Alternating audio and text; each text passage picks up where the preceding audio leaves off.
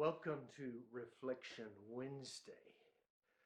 I'm going to push us where we get almost done with Psalm 1. I hope you've kept reading Psalm 1.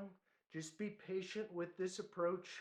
As you learn how to ask those questions and answer it, you will begin to see how many dividends it pays. And all it takes is 15-20 minutes, 3 to 5 times a week. Just take some notes, review the notes before you proceed, and you'll be surprised at what you can discover and learn on your own from God's Word.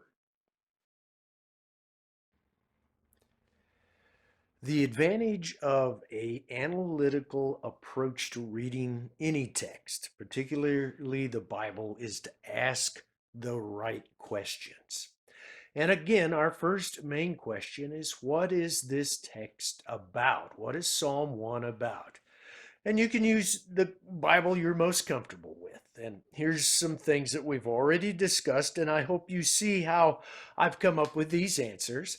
It's wisdom, poetry about the life and outcome of the righteous and the wicked. The basic theme here I could summarize is the Lord blesses the righteous and judges the wicked.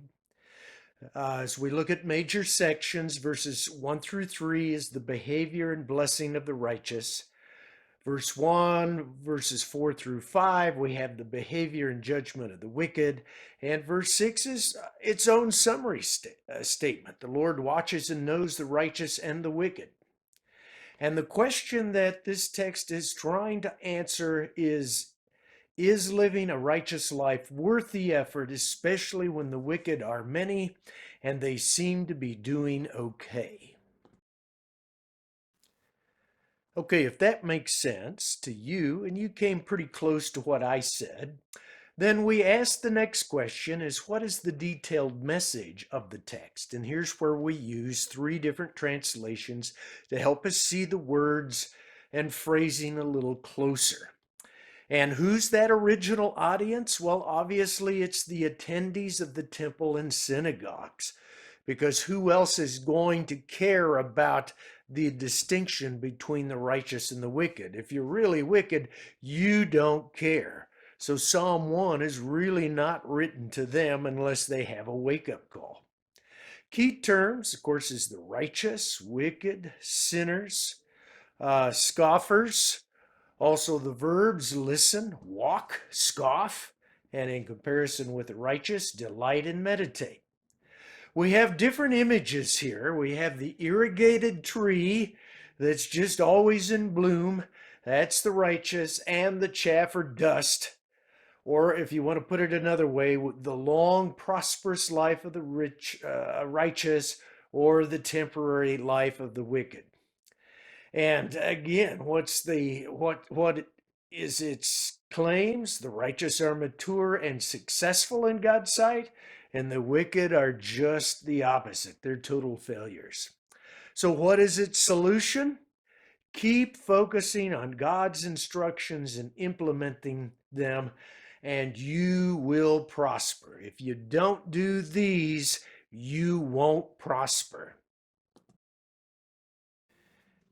Now, if my answers to that second question make sense to you, and yours came fairly close, then let's move on to the third question. Do you agree, disagree, or are mixed with the text message? And you can look over your notes and your impressions. So I phrase it this way: is the message of Psalm 1 true every time, all the time? And you might be surprised by my answer: no. Is it part-time? Well, yes, sometimes it is. None of the time? Well, no. We can see the righteous being prosperous. The key to all of this, to make it true, is that we define success and prosperity by God's standard, which means we've got to be in the text and know what God means by prosperity and success. God's definition of those terms is different than how the world defines it. So if we define success and prosperity as God does, then Psalm 1 is all the time. Think of Joseph. He was hated, he was sold, he was enslaved, he was imprisoned. From a worldly standpoint, he was not succeeding or prospering. And yet towards the end of his life, we see that each one of these hardships contributed to his success because God was molding him and shaping him to be able to feed the world and to forgive his brothers. So now we answer our last major question: is the message of the text true, and what is its value?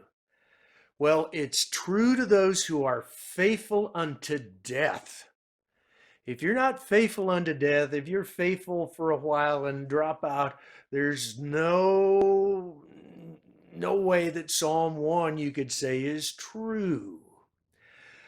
So be faithful. Think of Jesus. He died a failure on the cross. The Apostle Paul died as a failure from a worldly point of view. But because they did on their own terms, in their own context, Psalm 1, they are looked upon as successful and prosperous. And that's how we want to live. I'll answer the value of Psalm 1 in a couple of sessions from now, but next time I want to discuss the value of study Bibles because that's the one last thing we do with the text before we go to answer the value. I hope this has been helpful. Don't get discouraged. Just learn the process. That's why I started with a short text. God bless you, and we'll see you next time.